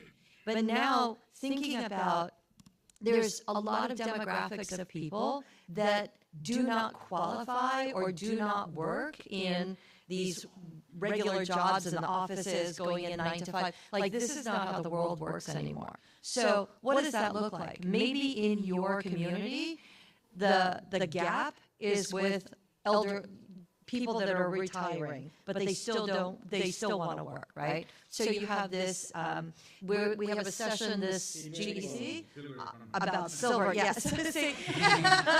So the silver economy, right? I want to give a shout out to Alginia. Alginia in her small island nation works with a group that works with neurodivergent entrepreneurs. Right? Alginia, you have can you tell us the name of the organization? We work with different groups. One of them we nominated, I think, 2 years back to get the special award, was a group of youngsters, or they are disabled, and they were, we came up with the plan with the person working with them and their mothers, because their parents wanted them to participate in activities of the Global Entrepreneurship Week. And then they came up with a plan to train them on their level, but then they became entrepreneurs, and they call them happy face entrepreneurs because of their disability. But then they organized a lot of markets to sell their goods, and they learn how to go about with finances on their level, and they sold a lot of articles. And when they graduated, we came up with a plan that they could visit the Chamber of Commerce, and the Chamber of Commerce, which is also our partner, we partnered up with them. So the graduation was at the Chamber of Commerce, and it was, sometimes you do little things for people, but they find it very virtual, and their parents and also the media cover it because they find it something exceptional that Global Entrepreneurship Week would do something special like that for that group. So I think I would advise that Junior Achievement also, sorry, not Junior Achievement, so I'm mixing up my heads, that Global Entrepreneurship Week also maybe they can come up with a plan to do something for other special groups also. So that's what we're looking to you for. This is the invitation for all of you to think about the gaps in your country, to think about the gaps in the people that are sitting at the table. The idea of an entrepreneur is young, white, and tech focused, and you know that that's not true. I know Violetta works with indigenous communities, so there's a school in Ecuador that. Right? The Amazonic region. Yep. Okay. I was talking about that because I knew what the theme was for this year because I was in that meeting. So when you say what was the theme of this year, I went to my committee that helped me to think about GW for this year, and I said, we have to do something because all of us, we work with underserved communities. Mm-hmm. And I'm talking about that leveraging existing communities and also entrepreneurship is an organic thing. And we get inspired about, the Pride campaign that this year has been everywhere.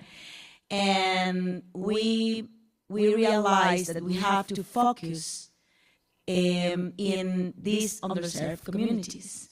So we are going to make a campaign in media, in social media, showing these entrepreneurs for these communities, indigenous, LGBTQ plus, special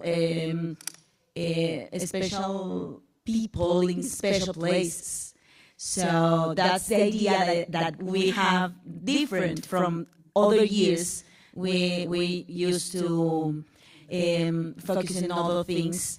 And we also have a big community of refugees that they're living now. They're living because Ecuador is living in a problematic situation, let's say that. But the people that is staying, is fighting for their business and their lives, has a beautiful story to tell. And these are the people that we want to show to the world. People that fight against all odds to have success. So if anyone want to do the same, you're very welcome to join us and send a campaign showing these people that is fighting from their special places, because we need to show them to the world. They are really inspiring. Yeah. Once you know. So if I could jump in on that point, and there's something that Carlos had said earlier when he was talking about what it took to get the local campaign here off the ground. And it was basically the idea of the monthly meetings, and you just kind of have to ask, what are you doing, what are you doing, what are you doing? And I know Gary and Cecilia lead, our monthly webinars and meetups with, GW host organizations, and I know a lot of you are on each and every one of those calls, sometimes no matter what time of day or night it is, and so thank you for that. But I also want to encourage all of you, and we probably need to get Carlos in on those calls too. But he's on the U.S. calls. Yeah, but also on these calls. You can do double time. It's okay. We'll make you do too. But sharing these ideas, and so around Eugenia, you said we need to kind of bring a little bit of a focus to this. Well, it sounds like there's already a number of host organizations or campaigns that are doing something similar.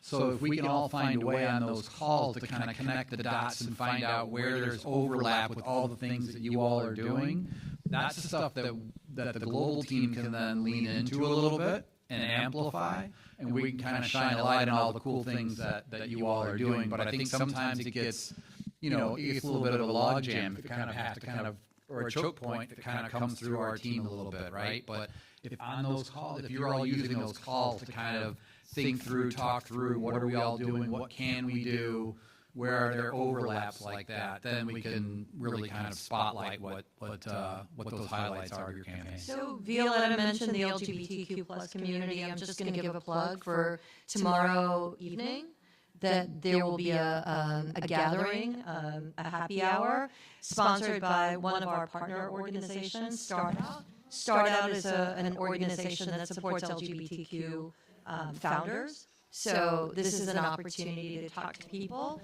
that represent or are allies. So go attend their happy hour. They'll be very happy to see you.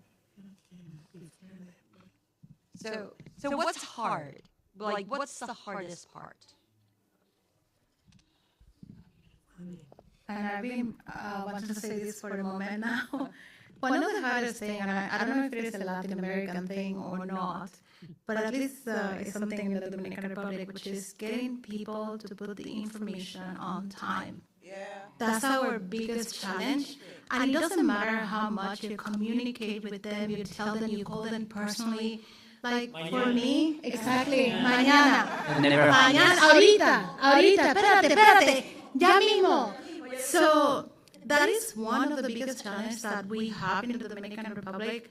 And like, for example, for me, it was embarrassing that after I sent the report, I found out that there were like 30 more activities that were not on the website. And we had like another like 2,000 participants in those 30 activities that were not recorded at any point in anywhere. So I think that is one of the hardest things for us. But it's cultural. It's cultural. No, that's what I say. It's a Latin American thing. It's global. It's global. Okay. It's not so. And it's my numbers. I don't want to. Oh, no. Yeah, So, it will happen. exactly, that's another thing. It's my data. Why should I give you? I was like, I'm not asking you for the list if you don't want to give me. I just want numbers. So it's always hard to get those things. And the second thing is getting the government involved. When I worked at the government, even when I worked at the government, I worked at the government.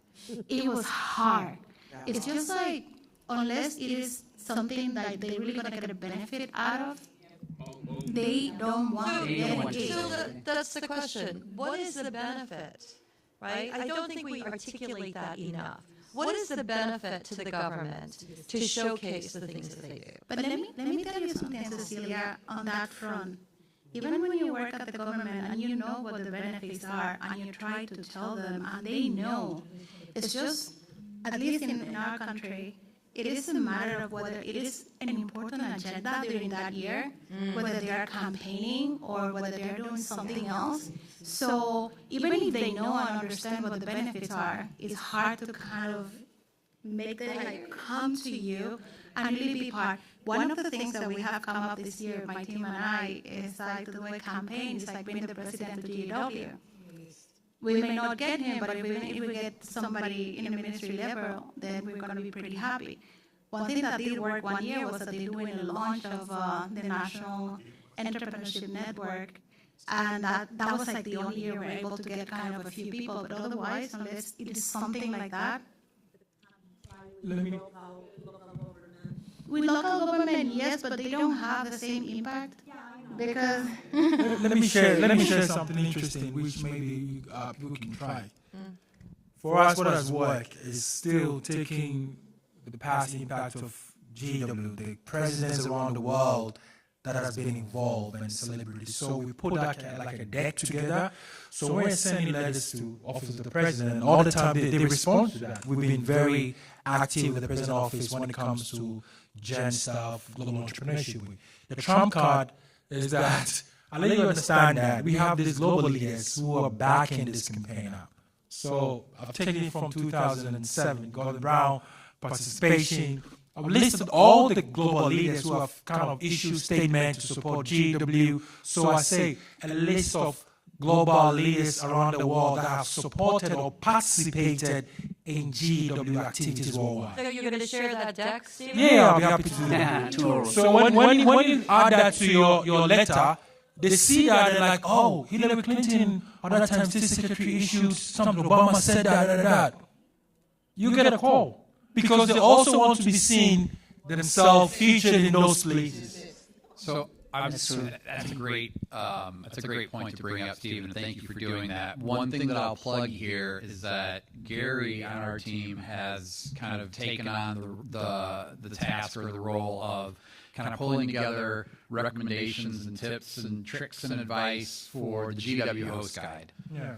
What I would love for us to be able to do, maybe it's through that document and that process, or maybe it's something different, but if, we can start to create that list, almost like a Wikipedia version of that list, where I know from a global perspective, we can add a few dozen names to that right off the top of our heads. But then, like you said, a lot of you know who in your countries have been involved, and if we can just continue to build this list, you're right, that's impressive. And they see like, oh, if I see that everybody else has already been in this, it's not a risk. I remember one time someone sent me an article that, the president has said something about GW. I didn't even know, and like, because why? The letter that we took to him, I said that, oh, can you issue a statement announcing that this month, like the world is celebrating entrepreneurship, and you said this is what you're doing to show your commitment to entrepreneurship. So that week he was going to speak at a big business event and stuff like this. So, and he said in his statement,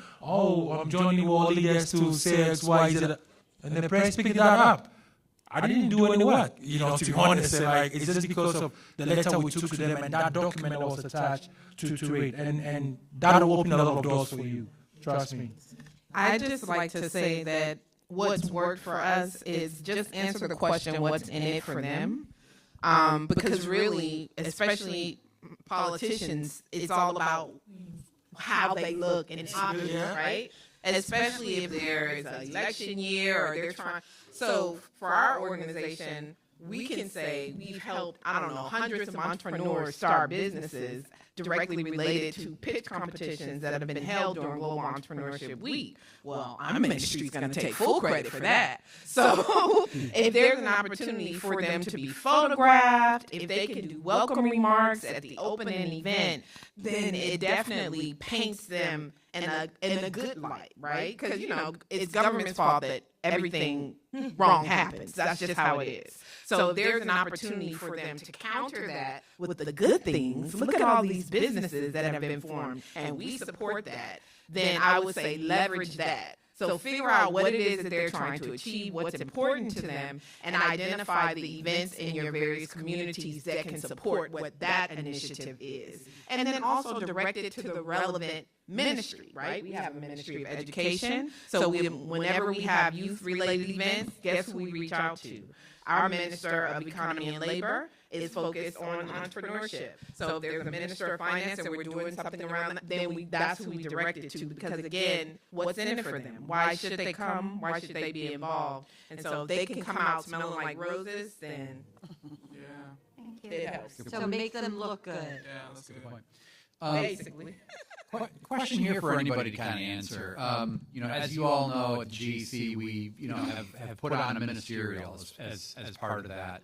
And so I'm kind of wondering, like, if you're kind of connecting the dots on those two things. And so when you're talking to government officials in your countries, are you basically asking them to get involved in Global Entrepreneurship Week? And oh, by the way, this same group will convene once a year globally, and that's a good way for you to get an invitation to a global ministerial where you can actually see and talk to and connect with a lot of other leaders around the country or around the world that are doing the exact same thing.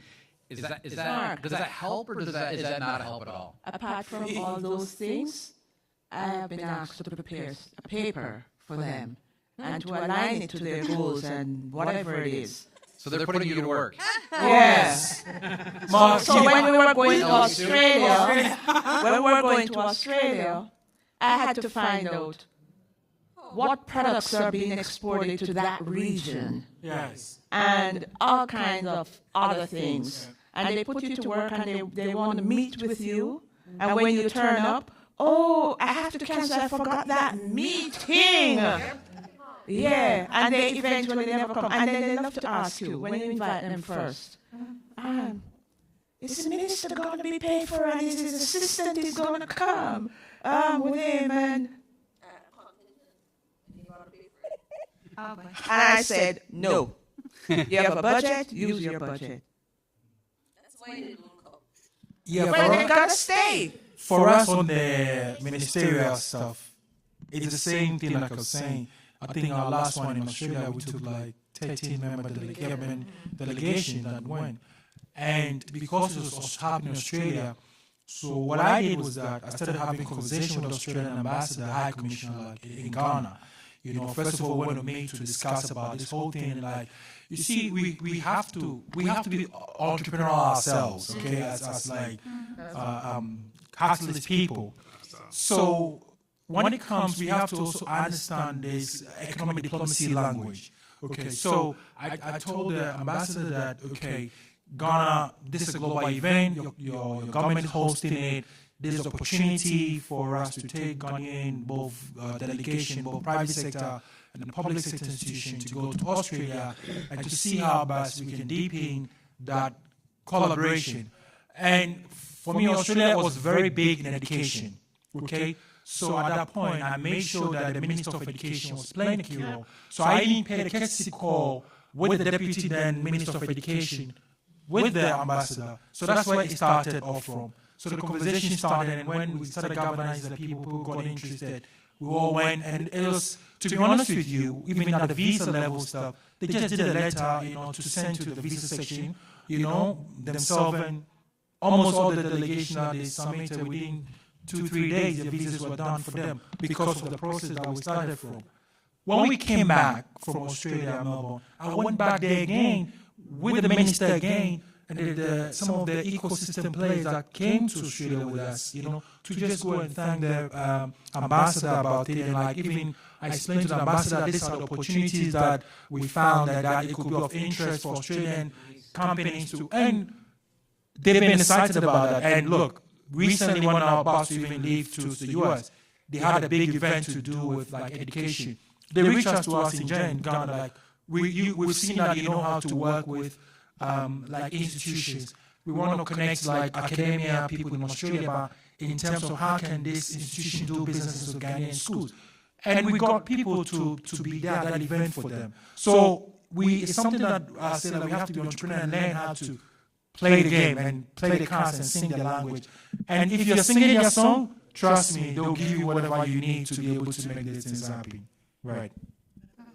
So these are the conversations, if you miss them, that happen in Slack sometimes, happen on the monthly calls sometimes. So that's why we like to hear your voices. We like to see you. Gary and I have tried to make an attempt to make sure that we are equitable to different parts of the world, so that if it's the morning 1 month in the United States, that the next month we do it the call in the evening, so that we can capture most of the world. I feel very bad about the country of Uzbekistan. We never seem to get it right to connect with them. So poor Hikman and his team, a little bit late or early for them. But yeah, I mean, this is how we know all these stories that we share with you. It's because we hear about them. And I think that's an important, Amelia, I'll come to you in a second, but I think that's an important point, right? So, and a lot of times, we'll say we're kind of keeping an eye on a global campaign. We're not necessarily, we're running kind of a national campaign in the U.S., but, you all have the expertise and the experience of what you're doing in the country, and it's working really well. And so we're really hoping that we're not preaching to you, that you're sharing and learning from one another. And so a colleague of ours, Catherine Forrest, who happens to be our Director of Communications, is probably going to kill me when I say this, but Steve and I would love to get you on camera sharing a couple of the experiences that you've mentioned here, whether it's, that kind of delegation, that story about the delegation in Australia, or, about the 500 entrepreneurs that have a direct line to GW. We can share this stuff on Slack. We can share it on these monthly calls. We can do it in the host guide. We can get some of this stuff on camera too. So that way, whatever we can do to capture this brilliance that comes from all of you and share it with each other, I think we're all going to benefit from it. And Mark, one last thing. Just one last thing on that point. So there's a TV studio. If you go into the Gen Village, we've got 4 little booths that are set up in the back. The one on the far left is what we call our Gen TV studio, where Catherine is arranging interviews. So if you're in the village and you're walking around, take a look at that. And if you've got a few minutes to stop by, get a few words on camera, I'd be really grateful. Yeah, one last thing I want to share with everyone is that, especially working with government, that we have to all be careful, especially diving yourself into politics. You have to build in a way that it doesn't matter whichever government that comes on, you'll be able to work with them. I've been very, very tactful with that. Okay, and it's easily in our country you dive yourself into one particular government, and another government comes. They don't want to do anything with you because they feel like you're paying some allegiance to someone else. I've been very neutral. I tell them I'm not a politician. I go to the ballots when I do anything, and I will work with all administrations that comes in. There are times that they want to certain levels ask you to spearhead certain things, and you have to do your political risk analysis to look at that. Okay, this thing I'm going to do it. How would that be perceived about the organization that you're running with?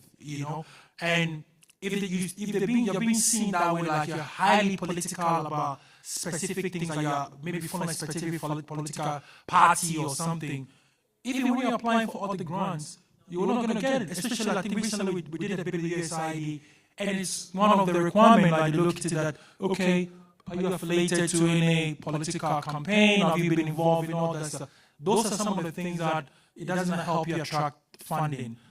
So if you're getting yourself to work with government, you have to be very tactful, and even if you don't know how to do it, get someone who else can help you do that political de-risking, so that you always, whoever comes in, they know that you're a neutral organization, you can work with them. The focus about the impact on the nation. So that's what I just want to add up to. Thank you for that. I just want to be respectful of everybody's time, and I have an eye on the clock, so it's 4:23. We got about 6 minutes, right? So anybody, if there are points, Amelia, thank you. I forgot to come back to you. Yes. We'll start with you, and then, but the rest of you be thinking, if there's any of these tactics that we haven't covered yet that you want to address, or there are other things. This is the list that Jonathan had pulled up earlier, but if there's other things that you want to throw out there, this is just the time for sharing. So Amelia, we'll start with you. Okay. On the part of government, I would like to give a shout out to my own local government. We're coming up on 10 years, and we've always gotten funding from them. So on funding, they're the main sponsor. So I'm grateful and very respectful for that. I'm a little bit queer sometimes in certain things, so I tend to disagree. I tackle political issues, but I do it playfully. One of the things that we're discussing with the team to tackle is we have problems with tires. We're on an island and they burn the tires. So what we want to do is maybe come up with an idea that we get people to plant trees and use the tires around it, or those that are good with their hands, that they make playgrounds and do other things. And then based on that, we give them, in our VIP sessions or our award sessions, you give them the raffle. So that's one of the things that we were talking about last month in our team meeting. So that's just to say that you don't have to stay away from the topic, but don't go on it head on and don't tell them it's a political topic. Come with it like an environmental solution, but then playfully, who doesn't like getting gifts in a raffle? Gee, I'm first in line. So you can do political things, don't call it a political something. Another, one more point that I wanted to add, my colleague Elgenia is there, and she's sitting down quietly, but during COVID, we had one of the biggest campaigns ever. And our campaign was online. We did sports as a business. And we had also music and comedy. And those things, we were looking for ways to get everybody to sit around the table to enjoy time with their family and not feel like, hey, it's COVID, so there's no entrepreneurship. It really worked. So Elgenia had some ideas to capitalize on it. I don't know why she didn't say anything about it. So I said, yeah, since she's sitting far away, let me just touch it. But it really was something spectacular to see. We had about 20,000. How much, Elgenia? And we had them from all over the world for a small country. I think we had 20,000 viewers at that time. I think I came in late, so I didn't know what Amelia said, so I didn't want to repeat, so I didn't say a lot. But I think Amelia can speak for our both when she's speaking about our experiences.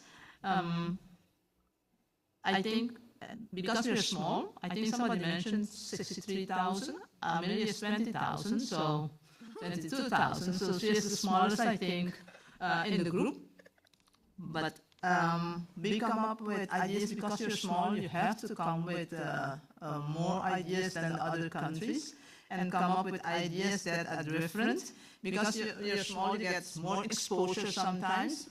So that's why up to, I think, 3 years back, we started to do Roads to Global, when we engage all the organizations that do something engaged with regards to entrepreneurship. So in September, we will start with Road to Global, and we put that in our program. Sorry, we don't put it on yet on the Gen Global Action, but this year we're going to do it because from my IT persons, I hear it's a little bit difficult. So probably we'll get them to contact Gen so they can do that and do that properly. So we do the global pre-global 2 months. And we have a global entrepreneurship month because we have such a lot of activities. I think we got in the 10 years we organized GEW. I think we got nominated for Curaçao 4 times and we won only 1 time. But I think it was, I don't know if it's Barbados or Bahamas, but I think we have to challenge them, you know? Excellent. We have to challenge them. So, and then we have an event after Global. For example, last year we had youth, the schools. I think somebody mentioned schools involving schools. We had the schools competition with all the schools where they had to use oatmeal. Oatmeal? No, it's not fungi. What's fungi? Cornmeal. Festival de fungi. Yeah, so they had a festival where the youth had to make a business out of that local food of Curaçao. And it got a lot of coverage in the media. So we tried to do those things, and the pitch competition, debating competition, and every time. For example, this year, a bank, a development bank approached us, and maybe this is also something you can take. Development bank approached us and says, okay, I hear you have Global Entrepreneurship Week, so when is that? Because we want to organize a global run, and we're going to do it healthy and everything, and we're going to connect it also to the SDGs. So this year, you're going to get a global run in Curaçao. I hope it's big, that a lot of people participate, but then you get exposure because they use then your banner, the t-shirt you mentioned. So maybe there's something also take away for others. So that's my part. That's great. And in closing, I was late because I passed my Catherine, so I did my Catherine. Please do your rounds. Thank you. So understanding that, we talk about engaging other businesses, not just the entrepreneurs, right? Talking about how we engage people that are not yet entrepreneurs or provide services. So one of the things, and I'll share that this is what they do in Germany, is they get all of the organizations that are like support services, lawyers, doctors, lawyers and accountants and things that startups are going to need, and they ask them if they would do office hours during Global Entrepreneurship Week. The only stipulation is they cannot charge people during GEW, but it helps these tangential businesses recruit, show their expertise. It gives them content for Global Entrepreneurship Week, and it really forges the community to remember that it takes all of these different people to support an entrepreneur. So one of the things that we talked about when I was consulting at the Kauffman Foundation, they had the Amazon HQ2, right? And over 200 communities wanted to vie for the next Amazon headquarters. And the Kauffman Foundation said, companies like Amazon, they are net zero when it comes to job creation. It's actually the entrepreneurs that create new jobs, right? So we all know this working in entrepreneurship. Understanding that in the United States in a given month, out of 1,000 people, probably 3 will try entrepreneurship. There is a job for the 997. The job of the 997 is to support these 3 entrepreneurs. So maybe they can navigate that valley of death from ideation to revenue. Maybe next month, instead of half of the businesses failing, now you have 2 out of 3 successful. But also understand that Global Entrepreneurship Week is for those 997 people, not just for the 3. So that's the engagement that we want to share. So it's an opportunity to expand. I know that we're going to wrap up and send you on your way. I think Mark has made a executive decision about these cards? Sure. So we're going to, as I mentioned earlier, we'll spotlight this during Global Entrepreneurship Week. And Jonathan kind of made the cheeky offer of if anybody wants to make a commitment now and say that you'll feature it, you'll do something with it during GW, come talk to one of us and we'll give you a free deck. You don't have to buy it. We'll do that. We'll honor that comment. And so if you do feel like, you know what, we'll make this no bad ideas part of this. Just come on up. So you're a GW host. We'll get a photo of you with the deck. We'll get a photo of you with the deck, and then we'll make an announcement that you're going to push it out as part of your campaign. So I think I don't know how many we have here, but if you're a GW host, come on up and get a photo taken with either Cecilia or Gary.